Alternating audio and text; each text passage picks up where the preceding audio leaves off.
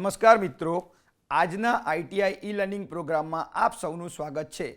આજે હું ઔદ્યોગિક તાલીમ સંસ્થામાં ચાલતા સોલર ટેકનિશિયન ઇલેક્ટ્રિકલ ટ્રેડ અંતર્ગત hazard identification and prevention lesson વિશે આપ સૌને તાલીમસર માર્ગદર્શન આપીશ।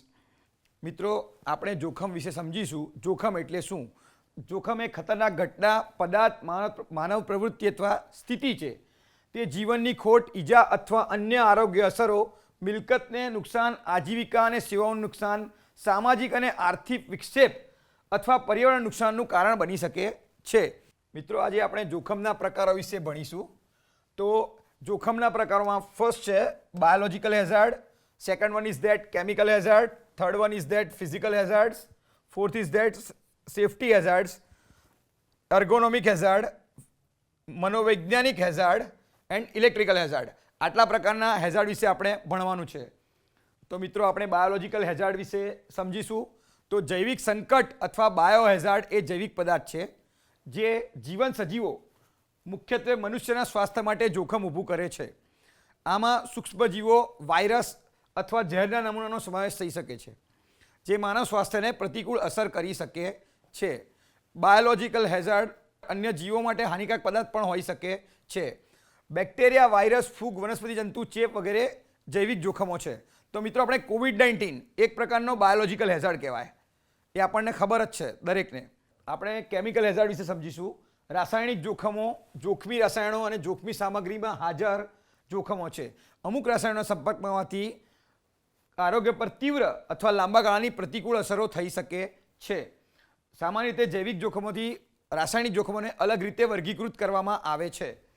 જ્વલનશીલ પદાર્થો, વિસ્ફોટકો, ઝેરી પદાર્થો, કાટવાળા ભાગ, રેડિયો એક્ટિવ વગેરે કેમિકલ હેઝાર્ડ છે। તો ભોપાલ દુર્ઘટના જે થઈ હતી એની અંદર ગેસના લીધે થયું, એ પણ એક પ્રકારનું કેમિકલ હેઝાર્ડ કહેવાય।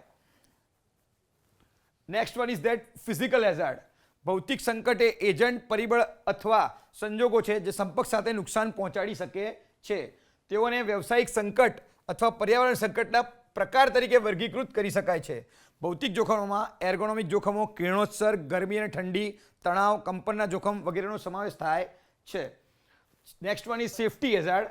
જ્યારે આપણે વ્યવસાયિક સલામતી અને આરોગ્યના સંબંધમાં જોખમનો ઉલ્લેખ કરીએ છીએ ત્યારે સૌથી વધુ ઉપયોગમાં લેવાતી વ્યાખ્યા એ છે કે એક સંકટ એ વ્યક્તિ અથવા વ્યક્તિઓ પર નુકસાન અથવા પ્રતિકૂળ સ્વાસ્થ્ય માટે સંભવિત સ્ત્રોત છે। સંકટ અને જોખમ શબ્દોનો વારંવાર એકબીજા માટે ઉપયોગ કરવામાં આવે છે, પરંતુ બંને શબ્દો એક જુદા છે, જે આપણે એક ઉદાહરણ દ્વારા સમજીશું।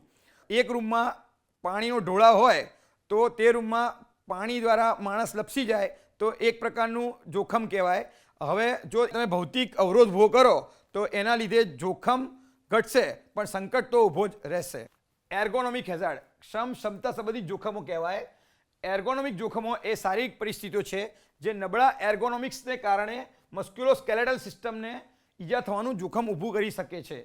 આ જોખમોમાં બેડોળ અથવા સ્થિર મુદ્રાઓ, ઉચ્ચ દળો, પુનરાવર્તિત ગતિ અથવા પ્રવૃત્તિ વચ્ચેના ટૂંકા અંતરાલનો સમાવેશ થઈ શકે છે। નબળી મેન્યુઅલ સંચાલન તકનીકી, મશીનરીના ખોટા લેઆઉટ, ખોટી ડિઝાઇન, નબળી હાઉસકીપિંગ, પ્રતિકૂળ સ્થિતિ, એ ખોટા ટૂલ્સ એ દરેક એર્ગોનોમિક હેઝાર્ડ કહેવાય। હવે મનોવૈજ્ઞાનિક હેઝાર્ડ।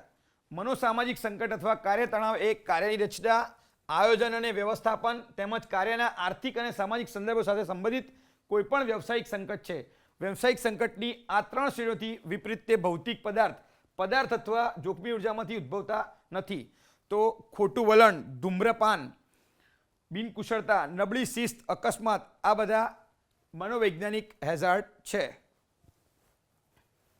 હવે ઇલેક્ટ્રિકલ હેઝાર્ડની વાત કરીએ તો અર્થિંગ ન હોવું, શોર્ટ સર્કિટ, કરંટ લીકેજ, ખુલ્લા વાયર, ફ્યુઝ ન હોવા અથવા કટ ઓફ સાધનો, આ બધા ઇલેક્ટ્રિકલ હેઝાર્ડના જોખમો છે, મતલબ ઇલેક્ટ્રિકલ હેઝાર્ડ કહેવાય। તો હવે વીજળી કેવી રીતે કામ કરે છે એ આપણે જોઈએ। તો અહીંયા એક આઉટલેટ છે, એ આઉટલેટમાંથી એટલે કોઈ પણ વીજળી કામ કરતી હોય, કોઈ પણ મશીન ચલાવવું હોય તો તમારે એકદમ સર્કિટ ક્લોઝ પાથ હોવો જોઈએ। અધરવાઇઝ ક્લોઝ પાથ નહીં હોય તો તમારું મતલબ મશીન ઓન થશે નહીં। તો અહીંયા એક સર્કિટ આઉટલેટ આપેલો છે, ત્યાંથી વીજળીનો સ્ત્રોત છે, ત્યાંથી વાયર થ્રુ આ મશીનને વીજળી મળશે, બરાબર। અને ત્યાંથી જ પાછું મશીન રિટર્નમાં જોઈએ તો મશીનથી વાયર થ્રુ સર્કિટ આઉટલેટમાં એટલે એક આખો ક્લોઝ પાથ થાય છે, તો આ મશીન કમ્પ્લીટ તમારું ચાલુ રહેશે. વીજળી કેવી રીતે કામ કરે છે એના વિશે જોઈશું કે જો આઉટલેટની અંદર કોઈ નુકસાન હોય, અહીંયા વાયરની અંદર કોઈ કટઆઉટ થયેલો હોય કે મશીનમાં કોઈ પ્રોબ્લેમ હોય કે મશીનનું હેન્ડલ તૂટી ગયેલું હોય તો તમારો ક્લોઝ પાથ થશે નહીં. પણ અહીંયાથી ક્યાંકથી જો વાયર બ્રેક હશે તો અહીંયાથી આ માણસને ઇલેક્ટ્રિક શોક લાગવાનું જોખમ થઈ શકે છે. ઇલેક્ટ્રિક શોકના લીધે એનું મૃત્યુ પણ થઈ શકે છે અથવા એને કાર્ડિયાક એરેસ્ટ પણ આવી શકે છે. હવે બાંધકામ સાઇટ પર જોવા મળતા સામાન્ય વિદ્યુત જોખમોની સૂચિઓ નીચે મુજબ છે. એક અયોગ્ય ગ્રાઉન્ડિંગ છે, બીજું ખુલ્લા વિદ્યુત ભાગો, ત્રીજું અપૂરતું વાયરિંગ, ઓવરહેડ પાવર લાઇન, ક્ષતિગ્રસ્ત ઇન્સ્યુલેશન, ઓવરલોડ સર્કિટ, ભીની સ્થિતિ, ક્ષતિગ્રસ્ત સાધનો અને સાધનોનો ઉપયોગ. આ બાંધકામ સાઇટ પરના વિદ્યુત જોખમો છે. તો હવે ઇલેક્ટ્રિક જોખમોમાં આપણે જોઈએ. હવે ઇલેક્ટ્રિક જોખમો જ્યાં બાંધકામ સાઇટ પર તમારે આ રીતનું સિમ્બોલિક રિપ્રેઝન્ટેશન હોય કે ભાઈ રેડ રાઉન્ડ અને આ રીતના તમને ક્રોસ આપેલો હોય તો આ જગ્યાએ તમે ડેન્જર ઝોન છે એવું સમજવાનું, બરાબર. અને આવી રીતના જો તમને રાઈટ ટીક કરેલું હોય તો ત્યાં તમે સેફટી ઝોન છે એ સમજી શકીએ છીએ. હવે અયોગ્ય ગ્રાઉન્ડિંગ. તો ગ્રાઉન્ડિંગ એટલે શું? તો કે current will flow to earth. જે વધારાનો એક્સેસ કરંટ હોય એ જમીનમાં ગ્રાઉન્ડ કરી દેશે એટલે ત્યાં જે બાંધકામ સાઇટ પર કામ કરતા વર્કરને કોઈ નુકસાન થઈ શકે નહીં. એટલે જો અયોગ્ય ગ્રાઉન્ડિંગ પરફેક્ટલી હોવું જોઈએ. અહીંયાથી જે કેબલ હોય તમારો અહીંયા ગ્રાઉન્ડિંગ કરેલું છે, આ પરફેક્ટ ગ્રાઉન્ડિંગ છે, બરાબર છે. હવે અયોગ્ય ગ્રાઉન્ડિંગમાં જોઈએ કે અહીંયા તમારો 3 પિન આપેલી છે. આ રિસેપ્ટિકલની અંદર જે આ તમારું સોકેટ છે, સોકેટની અંદર 1, 2 અને 3, તો જે આ ટોપ મોસ્ટ પિન છે એ ગ્રાઉન્ડિંગ માટેની છે કે એના લીધે current will flow to earth. હવે જો એ જ વસ્તુ અહીંયા તમે જોઈ શકો છો કે અહીંયા 2 જ પિન આપેલી છે એટલે તમારું ગ્રાઉન્ડિંગ પરફેક્ટલી રાખવા માટે આ રીતનું પોઝિશન રાખવી જરૂરી છે. જો આ રીતનું હશે તો તમે current will flow to earth જઈ શકશે નહીં. હવે ખુલ્લા ઇલેક્ટ્રિકલ ભાગોમાં જોઈએ તો અહીંયા જુઓ તમે કે જે રીતના વાયર છે તો કોઈ પ્રકારનું સર્કિટ બ્રેકર્સ અહીંયા આપેલું નથી. સર્કિટ બ્રેકર્સ આપેલું હોય તો એના લીધે શું થશે કે કોઈ પણ પ્રકારનું શોર્ટ સર્કિટ કેવું થાય તો સર્કિટ બ્રેકર ટ્રીપ આઉટ થઈ જશે અને એના લીધે જાનહાનિ ટળી શકશે. એટલે આવા ખુલ્લા ઇલેક્ટ્રિકલ ભાગો છે આ રીતના અહીંયા કોઈ પણ પ્રકારનું સર્કિટ બ્રેકરનો યુઝ કરેલો નથી, બરાબર. અને જો આ ખુલ્લા જ વાયરો છે તો અહીંયા તમારે સર્કિટ બ્રેકરનો યુઝ કરેલો હોય તો કોઈ પણ પ્રકારની શોર્ટ સર્કિટ કે કંઈ પણ થાય તો રિલે સર્કિટ બ્રેકરને સિગ્નલ મોકલશે અને સર્કિટ બ્રેકર ટ્રીપ આઉટ થઈ જશે. તો અહીંયા સર્કિટ બ્રેકર લગાવવું એ યોગ્ય વસ્તુ કહેવાશે જે અહીંયા લગાવેલ નથી. હવે ખુલ્લા ઇલેક્ટ્રિકલ ભાગોમાં જોઈએ તો તમે લોકો જોઈ શકો છો પેનલની અંદર અહીંયા હોલ છે, બરાબર. તો આની અંદરથી શું છે કે ગરોળી છે, ઉંદેડા છે, એવા જે જાનવર પ્રાણીઓ છે એ અંદર જઈને આ વાયરને કટઆઉટ કરી શકે છે. એટલે વાયર કટ થાય તો અંદર શું થશે, શોર્ટ સર્કિટ થવાનું જોખમ વધી શકે છે. તો આ ખુલ્લા ઇલેક્ટ્રિકલ ભાગો હોવા જોઈએ નહીં. અહીંયા તમે રબરના બૂથનો ઉપયોગ કરીને આને સીલિંગ કરી શકો છો તો એ યોગ્ય કહેવાશે અને જોખમ સામે રક્ષણ પ્રોવાઈડ કરશે. હવે ખુલ્લા ઇલેક્ટ્રિકલ ભાગોમાં આપણે જોઈ શકીએ છીએ કે અહીંયા આ ખુલ્લું છે જે કમ્પ્લીટ તમારું અહીંયા એના પર ઇન્સ્યુલેશન હોવું જરૂરી છે. જો ઇન્સ્યુલેશન ના હોય તો એના લીધે પણ શું થશે કે અંદરના વાયર તૂટી શકે છે અને ગ્રાઉન્ડ ટુ અર્થ ફોલ થવાના ચાન્સીસ વધી શકે છે. એટલે આ પણ એક પ્રકારનું જોખમ છે. આ કેબલની અંદર તમે ક્ષતિગ્રસ્ત ઇન્સ્યુલેશન જોઈ શકો છો. ઇન્સ્યુલેશનનું આખું લેયર તૂટી ગયું છે, જે આઉટર લેયર. તો એની અંદરથી તમે વાયર્સ દેખાઈ રહ્યા છે. RYB 3 કેબલ પસાર થતા હોય તો શું થશે કે અહીંથી આ ઇન્સ્યુલેશન કટઆઉટ થઈ ગયું તો અંદરના જો ઇન્સ્યુલેશન કટઆઉટ થયા તો અંદર શોર્ટ સર્કિટ થવાનો ચાન્સીસ થઈ શકે છે. બહાર કોઈ બીજું જો કોઈ મેટાલિક પાર્ટ અહીંયા નીચે જોઈ શકો છો મેટાલિક પાર્ટ પડેલો છે તો એ પણ શું આના લીધે સંપર્કમાં આવવાથી લાઈવ થઈ જશે. કેમ કે જો આની નીચે હશે કેમ કે આનું કન્ડક્ટિંગ પાર્ટ જ આવી ગયો કેમ કે જેની ઉપર જે ઇન્સ્યુલેશન હતું એ બ્રેકઆઉટ થઈ ગયું છે તો એના લીધે આ પણ લાઈવ પાર્ટ થઈ શકે છે અને ત્યાં કોઈ બાંધકામ સાઇટ પર કોઈ વ્યક્તિ એને ટચ કરે તો એને શોક લાગવાનું જોખમ રહી શકે છે. હવે આ ક્ષતિગ્રસ્ત ઇન્સ્યુલેશનમાં તમે જુઓ છો કે ભાઈ જો ઇન્સ્યુલેશન બ્રેકઆઉટ થાય તો આપણે શું કરીશું કે ભાઈ એને તમે આવી રીતે ઇન્સ્યુલેશન ટેપ મારીને ઇન્સ્યુલેટ કરી દઈએ છીએ પણ ઇટ્સ અ રોંગ પ્રેક્ટિસ. આને આપણે શું કરવું પડે, તમારે કેબલ બદલી જ નાખવો પડે. It is right practice. આ એક પ્રકારની રોંગ પ્રેક્ટિસ પણ જનરલી લોકો આવું જ કરતા હોય છે પણ આપણે જો તમારે એકદમ સેફટી અંતર્ગત કામ કરતા હોઈએ તો આ તમારે કેબલ ઇન્સ્યુલેટેડ નવો યુઝ કરવો જોઈએ. વ્યવસાયિક આરોગ્ય સંકટ અને સલામતી. સલામતીનો અર્થ એ છે સ્વતંત્રતા અથવા નુકસાન, જોખમ સંકટ, જોખમ અકસ્માત, ઈજા અથવા નુકસાનથી રક્ષણ. વ્યવસાયિક આરોગ્ય અને સલામતી કામ અથવા રોજગારમાં રોકાયેલા લોકોની સલામતી, આરોગ્ય અને કલ્યાણના રક્ષણ સાથે સંબંધિત છે. જોખમ નિયંત્રણ. તો જોખમ નિયંત્રણ કરવા માટે પ્રથમ વિચારણા એ છે કે જોખમને દૂર કરવું અથવા ઓછા જોખમી સામગ્રી અથવા પ્રક્રિયાનો ઉપયોગ. તો આ પદ્ધતિનું એક આપણે ઉદાહરણ જોઈએ કે તમે કોઈ પેઇન્ટ કરો તો દ્રાવક આધારિત પેઇન્ટ એટલે કે ઓઇલ પેઇન્ટને બદલે પાણી આધારિત પેઇન્ટનો ઉપયોગ કરો તો શું થશે કે જોખમનું નિયંત્રણ છે, કેમ કે જ્વલનશીલ પદાર્થો વરાળને ઘટાડે છે, તેમજ દ્રાવક આધારિત પેઇન્ટ સાથે સંકળાયેલ આરોગ્યની ચિંતાઓ દૂર થાય છે. જોખમ નિયંત્રણ. તો જોખમના સંકટને દૂર કરવું શક્ય ન હોય ત્યારે નીચેની પદ્ધતિનો આપણે ઉપયોગ કરી શકીએ છીએ. એન્જિનિયરિંગ નિયંત્રણો, વહીવટી નિયંત્રણો અને વ્યક્તિગત રક્ષણાત્મક સાધનો. એટલે વ્યક્તિગત રક્ષણ સાધનોમાં પીપીઈ કિટ્સ, પર્સનલ પ્રોટેક્ટિવ ઇક્વિપમેન્ટનો આપણે ઉપયોગ કરી શકીએ છીએ. તો safety is simple as ABC. Always be careful.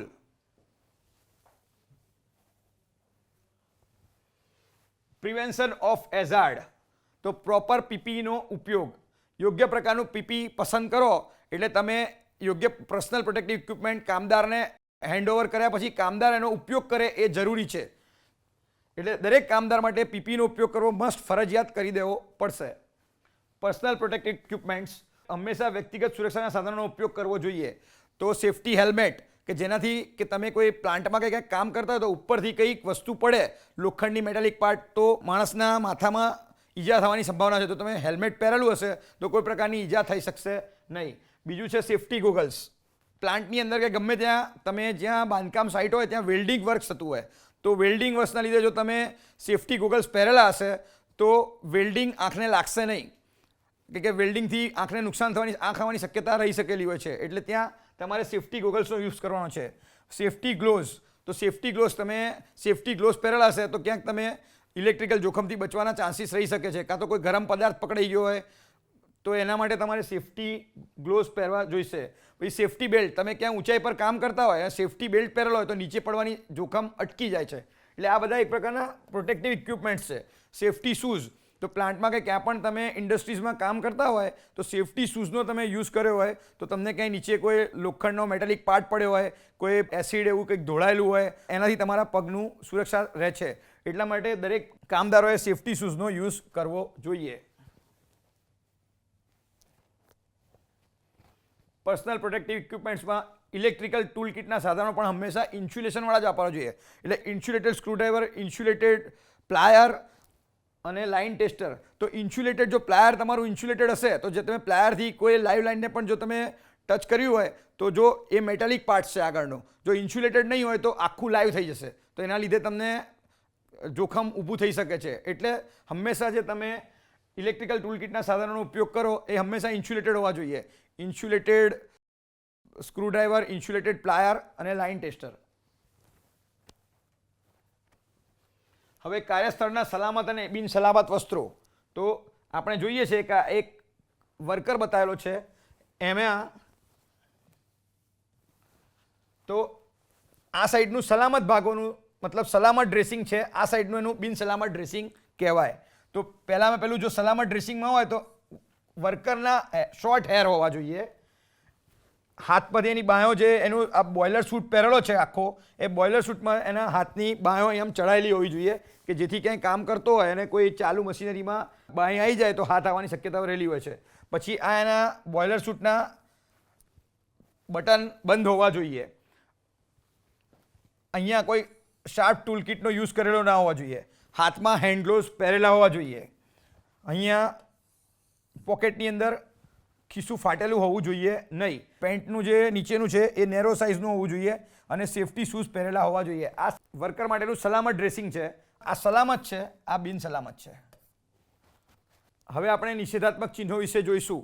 એટલે કે આ તમને કરવાની મતલબ કોઈ વસ્તુ જે કરવાની પરમિશન આપતું નથી તો આ એ તમારું રેડ કલરથી બનાવેલું હશે અને વ્હાઇટ બેકગ્રાઉન્ડમાં હશે, રાઉન્ડ શેપમાં રેડ કલરથી, અને એનું બેકગ્રાઉન્ડ કેવું હશે? વ્હાઇટ, અને એના પર આમ આડો ડેશ કરેલો છે રેડ કલરથી. તો આ નો સ્મોકિંગ. તો જ્યાં આવવું હોય તો ત્યાં સ્મોકિંગ કરવાની મનાઈ છે, કેમ કે ત્યાં કોઈ કામ ચાલતું હોય, વેલ્ડિંગ વર્ક ચાલતું હોય, તો મતલબ કોઈ કેમિકલ વસ્તુઓ હોય, તો ત્યાં તમે સ્મોકિંગ કરો ને ભૂલથી જો ત્યાં પડી જાય તો આગ લાગવાની શક્યતાઓ રહેલી છે. એટલે આ નિષેધાત્મક ચિહ્નોમાં આ રીતનું જો ચિહ્ન આપેલું હોય તો તે સ્મોકિંગ કરવું નહીં. કે રસ્તાની આ બાજુ જવાની મનાઈ છે, આવું ચિહ્ન આપેલું હોય તો તમારે રસ્તાની સાઈડ ચાલવું જોઈએ નહીં. અહીંયા જો આ રીતનું ચિહ્ન હોય તો ત્યાં પાણીનો છંટકાવ કરવો જોઈએ નહીં. એનું કારણ છે કે ત્યાં કોઈ ઇલેક્ટ્રિકલ ફાયર થઈ હોય અને ભૂલથી તમે ત્યાં કાર્બન ટેટ્રાક્લોરાઇડ ફાયર એક્સટિંગ્યુશરના યુઝની જગ્યાએ પાણી છાંટવા જાઓ તો પાણીના લીધે શોક લાગવાનું જોખમ રહી શકે છે. અને આ છે warning do not switch on man at work, because કે ત્યાં કંઈક ઇલેક્ટ્રિકલ આઇસોલેશન કરેલું છે અને એ ત્યાં મશીન ઉપર માણસ કામ કરી રહ્યો છે. જો ભૂલથી આ સ્વિચ ઓન કરી દો તો શું થઈ શકે? એ માણસના જાનનું જોખમ થઈ શકે છે.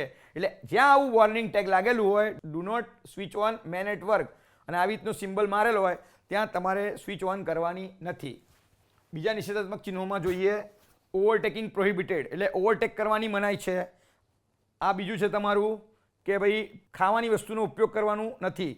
અને અહીંયા છે પ્લીઝ ડુ નોટ ટચ, જો બકા અડવાનું નથી. બરાબર? એટલે આ નિષેધાત્મક ચિહ્નો આપણે ધ્યાનમાં રાખવાના છે. હવે આપણે આદેશાત્મક ચિહ્નો, એટલે અહીંયા આદેશ કરે છે કે તમારે આ વસ્તુઓ કરવાની છે. વાદળી રાઉન્ડની અંદર અને વ્હાઇટ કલરથી બનાવેલું હશે આવા ચિહ્નો. તો કે ભાઈ ગોગલ્સ પહેરવા, વેલ્ડિંગ વર્ક ચાલતું હોય તો તમે ગોગલ્સ પહેરીને કામ કરો તો આંખમાં વેલ્ડિંગની અસર થઈ શકતી નથી. એટલા માટે અહીંયા તમારે શું કરવાનું હોય કે ભાઈ સેફટી માટે ગોગલ્સ પહેરવા જોઈએ. આ બીજું ચિહ્ન શું કહે છે કે વેરિંગ હેલ્મેટ, એટલે હેલ્મેટ પહેરો કે જેથી તમારા માથાની સુરક્ષા થઈ શકે છે. આ ત્રીજું ચિહ્ન એવું આપણને કહે છે કે માસ્ક પહેરો, જે આપણે કોરોનામાં સમજ્યા જ છે કે ભાઈ માસ્ક તમારે પહેરવું જોઈએ કે જેથી કે ઝેરી મતલબ ગેસીસ છૂટતા હોય તો એનાથી મનુષ્યને નુકસાન થઈ શકે નહીં. અને આ ચોથું ચિહ્ન એવું કહે છે કે હેન્ડ ગ્લોવ્સ પહેરો. બીજા આપણે આદેશાત્મક ચિહ્નોમાં જોઈએ તો food protection must be Warne, એટલે કે સેફટી શૂઝ તમારે પહેરેલા જોઈએ. જ્યાં તમે ઊંચાઈ પર કામ કરતા હોય કોઈ વર્કર, તો સેફટી બેલ્ટનો યુઝ કરીને જ ઊંચાઈ પર ચડવું જોઈએ, જેથી પડી જાય તો એ મતલબ એને નુકસાન થતું અટકી શકે છે. આ hearing protection must be Warne, એટલે કે જ્યાં ઘોંઘાટ થતો હોય, મશીનો ચાલુ હોય તો એના લીધે ઘોંઘાટ થતો હોય, તો એના લીધે ઘોંઘાટની પ્રતિકૂળ અસરો ના થાય કામદારને. એટલા માટે અહીંયા શું કાનની અંદર તમારે હેરિંગ પ્રોટેક્શનનો ઉપયોગ કરવો જોઈએ.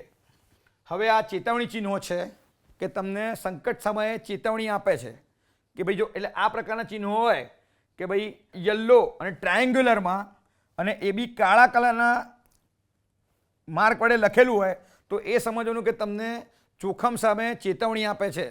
તો પહેલું જે ચિહ્ન છે તો એ આગ લાગવાની સંભાવના દર્શાવે છે કે અહીંયા આગ લાગી શકવાના ચાન્સીસ છે. એટલે જો આવું ચિહ્ન હોય તો આપણે ધ્યાન રાખવાનું છે.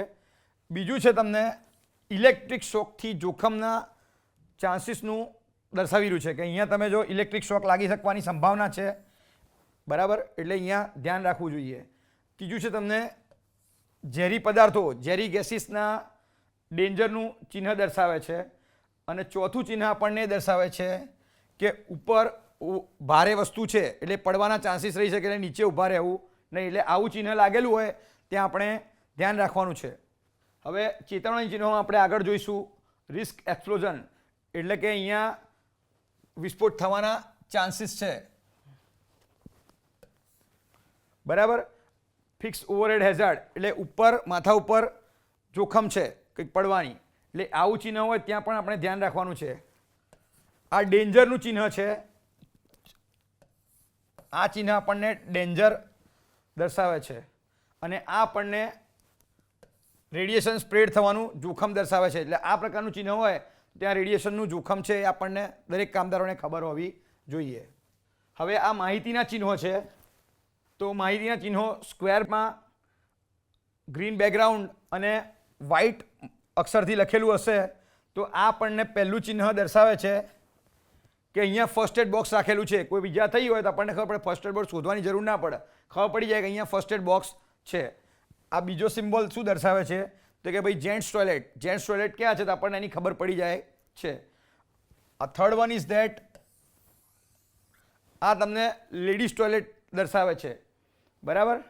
અને આ ફોર્થ જે સિમ્બોલ છે એ ઇમરજન્સી એસેમ્બલી પોઈન્ટ દર્શાવે છે.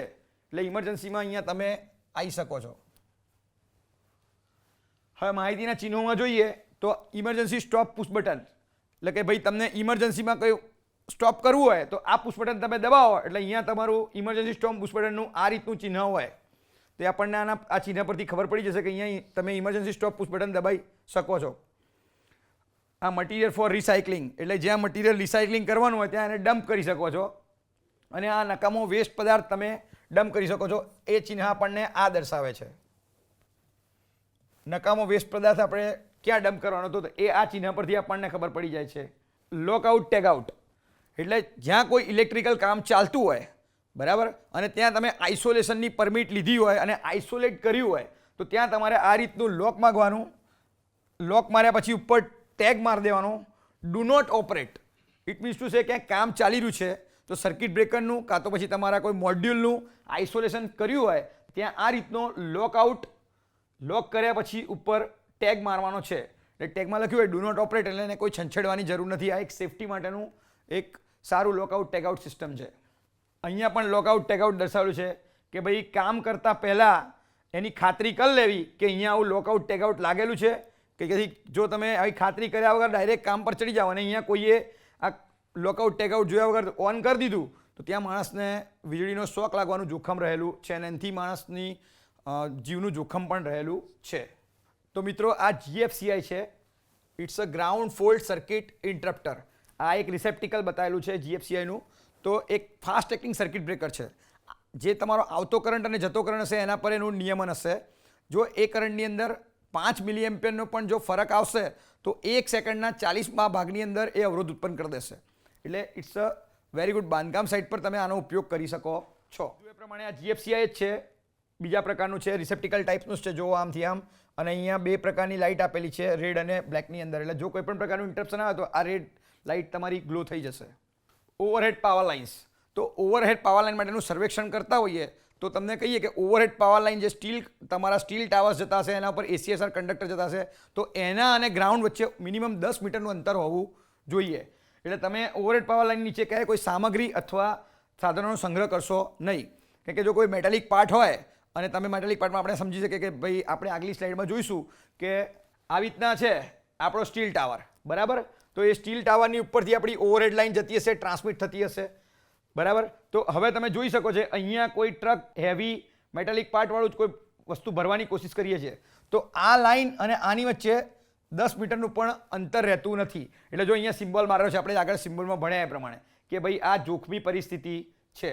સિમિલર લાઇક અહીંયા પણ તમે જોઈ શકો છો કે આ જે તમારું સ્ટીલ ટાવર છે એની ઉપર જે આ ઓવરહેડ લાઇન જઈ રહી છે બરાબર, ટોપ મોસ્ટ હશે, ગ્રાઉન્ડ લાઇન હશે અને આ જે તમારા RYB જે તમારી લાઈનો જતી હશે તો એની નીચે તમે જોઈ શકો છો કે અહીંયા મેટાલિક પાર્ટવાળું એક કન્ટેનર છે. તો આ પણ તમારી ડોન્ટ કન્ડિશન દર્શાવે છે.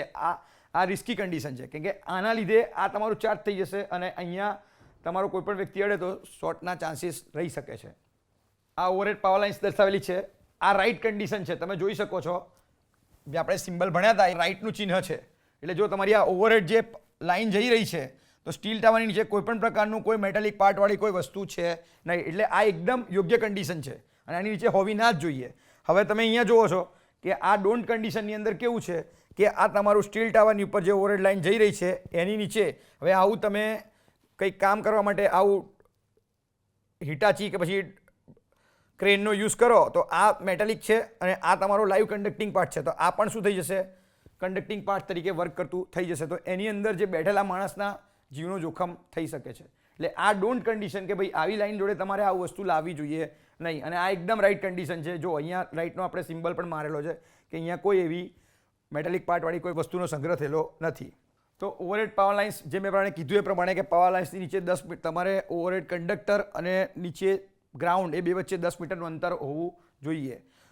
આંચકા અને ઇલેક્ટ્રિશિયન થાય છે જ્યાં વાયર સાથેના સંપર્કને રોકવા માટે ભૌતિક અવરોધ હોવો જોઈએ નહીં, જે કીધું એ જ પ્રમાણે. એટલે ઓવરહેડ પાવર લાઇન્સની નીચે કોઈપણ પ્રકારનો અવરોધ હોવો જોઈએ નહીં અને ઓવરહેડ લાઇન અને ગ્રાઉન્ડ વચ્ચે 10 મીટરનું મિનિમમ અંતર હોવું જોઈએ. એ પણ એ લાઇન વાઇઝ ડિવાઇડેડ હોય છે. 11 kVની લાઇન હોય તો આટલાથી આટલું અંતર હોવું જોઈએ, એનાથી વધારની લાઇન હોય તો પછી અંતર તમારું 13 મીટર હોવું જોઈએ. એ રીતનું હોય છે. હવે આપણે ક્વેશ્ચન જોઈ લઈશું મિત્રો. વીજળી સાથે કામ કરતી વખતે નીચેમાંથી કયું પીપીએ પહેરવું જોઈએ? પીપીએ એટલે પર્સનલ પ્રોટેક્ટિવ ઇક્વિપમેન્ટ. તો એ છે ધાતુની સખત ટોપી અથવા ઇન્સ્યુલેટેડ મોજા અને કપડાં. તો ધાતુની ટોપી ના પહેરાય, બરાબર. બીજું છે બિન ધાતુની સખત ટોપી અને ઇન્સ્યુલેટેડ મોજા અને કપડાં. તો આન્સર ઇઝ ધેટ બિન ધાતુની સખત ટોપી અને ઇન્સ્યુલેટેડ મોજા અને કપડાં. બીજો ક્વેશ્ચન છે લોકઆઉટ ટેકઆઉટ સિસ્ટમનો ઉપયોગ શા માટે થાય છે? તો લોકોને તમારા સાધનોને ચોરતા અટકાવવા. બીજું છે વિદ્યુત પ્રવાહ સાથે આકસ્મિક સંપર્ક અટકાવવા. ત્રીજું છે તમને તમારું કામ પૂરું કરવાથી રોકે છે. ચોથું છે તમારા કાર્યમાં બીજું પગલું ઉમેરો. તો આની અંદર આપણો જવાબ શું થશે મિત્રો? વિદ્યુત પ્રવાહ સાથે આકસ્મિક સંપર્ક અટકાવો. મિત્રો આજના લેક્ચરમાં આપણે જોખમ એટલે શું, જોખમના જુદા જુદા પ્રકારો, ઇલેક્ટ્રિક જોખમોથી આપણે કેવી રીતે બચવું, જુદા જુદા સિમ્બલ્સ વિશે ભણ્યા કે ભાઈ નિષેધાત્મક ચિહ્નો, આદેશાત્મક ચિહ્નો, માહિતીના ચિહ્નો. તો આ બધું ભણ્યા પછી આપણે આ બાંધકામ સાઇટના જે કારીગરો છે એમને જોખમથી બચવા માટે આનો ઉપયોગ કરી શકે એના માટે સમજાવવાનું છે. આભાર.